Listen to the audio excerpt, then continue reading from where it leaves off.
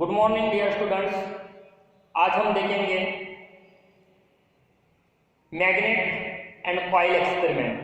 तो magnet and coil experiment consist of a bar magnet or say magnetic dipole and a coil or say conductor connected with a moving galvanometer. The experimental arrangement is very simple. It is as shown in figure. See here. This is a coil or conductor which is connected to the moving galvanometer. Coil connected with the moving galvanometer. And this is magnetic dipole. So it is north pole of the dipole and it is the south pole. It is the source of magnetic field here.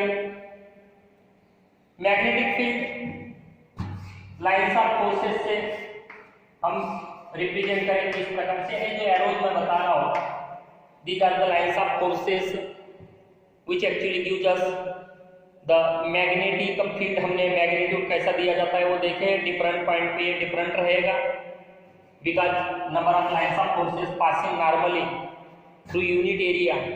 अलग अलग जगह पे अलग अलग number हो सकता है।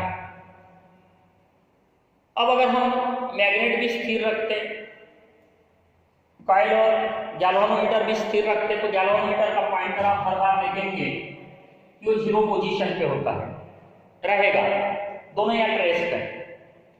ये कॉइल के अंदर अनगिनत एक्सट्रीमली लार्ज नंबर आप अपन कहेंगे इलेक्ट्रॉन्स हैं, लेकिन उनका फ्लो नहीं हो रहा है, इसलिए किसी भी प्रकार का डिफ्लेक्शन आपको गैल्वानोमीटर में नहीं मिलेगा। लेकिन जैसे ही आप मैग्नेट को कॉइल की तरफ मूव करेंगे तो देखेंगे ये जो गैल्वानोमीटर है ये सर्टेन डिफ्लेक्शन बताता है। फॉर एग्जांपल मैंने इसको 1 मीटर पर सेकेंड के स्पीड से मूव किया towards the coil or say conductor, तो मैंने डिफ्लेक्शन ऑब्जर्व किया। Let that deflection is 5 divisions and it is से टुवर्ड्स द राइट। मैंने ऑब्जर्व किया कि वो राइट डायरेक्शन में है।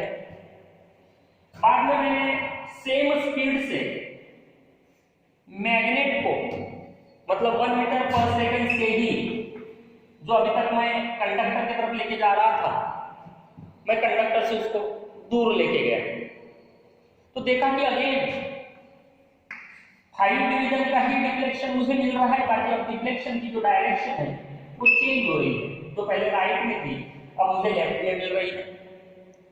तो मेरा पहला ऑब्जर्वेशन था कि दोनों एट रेस्ट, तो गैल्वानोमीटर में डिफ्लेक्शन नहीं है। गैल्वानोमीटर में डिफ्लेक्शन नहीं है मतलब वहां किसी भी प्रकार का चार्ज का नेट फ्लो नहीं हो रहा है, मतलब इलेक्ट्रिक करंट नहीं है। लेकिन जैसे मैंने मैग्नेट को मोशन दी तो मैंने देखा कि डिफ्लेक्शन मिल रहा है, मतलब इलेक्ट्रिक करंट फ्लो हो रहा है। इलेक्ट्रिक करंट फ्लो होना मतलब कोई ना कोई ईएमएफ तो वहां अंदर जनरेट हुआ होगा, तभी तो ये पॉसिबल हुआ है। बाद में मैंने डायरेक्शन चेंज की तो सेम डिफ्लेक्शन लेकिन अपोजिट डायरेक्शन मुझे मिली।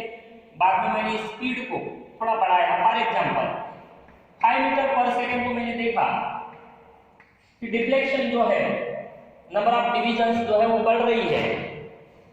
मतलब स्पीड के कारण मैंने ऑब्जर्व किया कि जो नंबर ऑफ डिवीजन्स है, मतलब हो सकता है नंबर ऑफ डिवीजन्स का बढ़ना यानी ज्यादा चार्ज फ्लो हो रहा है, मतलब ज्यादा करंट मिल रहा है। अगेन डायरेक्शन जब मैंने चेंज की उसी स्पीड से अपना मोशन का डायरेक्शन चेंज किया तो डिफ्लेक्शन भी चेंज हुआ।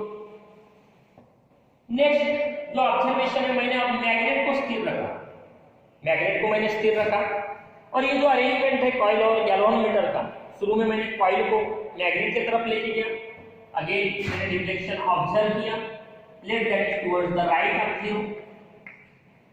स्पीड बढ़ाकर देखा, डिफ्लेक्शन बढ़ा। बाद में मैंने कॉइल को मैग्नेट से दूर लेके गया, डायरेक्शन डिफ्लेक्शन की चेंज हो गई। जैसे मैग्नेट के मोशन के लिए मुझे ऑब्जर्व हुआ, सिमिलरली कॉइल को मोशन में रखते हुए भी उसी प्रकार के ऑब्जर्वेशंस मुझे दिखे। यानी जो ऑब्जर्वेशंस मैंने देखे उनमें जब जब मैग्नेट मोशन में था, कॉइल एट रेस्ट थी, या जब जब मैग्नेट एट रेस्ट था, कॉइल इन मोशन थी, डिफ्लेक्शन ऑब्जर्व होते गया। जब स्पीड कम था मोशन का यानी मैग्नेट के मूव करने का या कॉइल का, तो डिफ्लेक्शन कम था। स्पीड बढ़ा तो डिफ्लेक्शन भी बढ़ा। यानी ये पहला एक्सपेरिमेंट था, ये पहले एक्सपेरिमेंट के ऑब्जर्वेशंस थे। 3 ऑब्जर्वेशन से